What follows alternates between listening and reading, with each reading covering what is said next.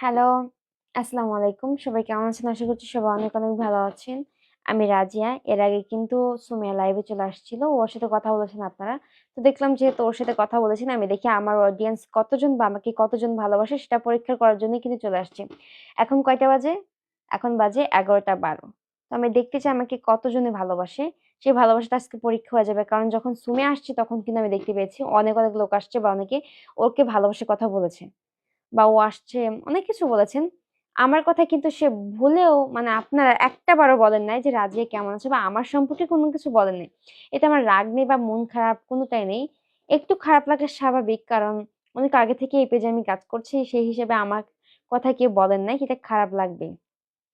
আপু একটা কথা বলব? আপনি অবশ্যই কথা বলতে পারেন। এখানে সবাইকে কথা বলার সুযোগ দেওয়া হবে। আমি চাই সবাই কথা বলুক। সবার কমেন্টে রিপ্লাই দিব। হ্যালো, হাই কেমন আছো?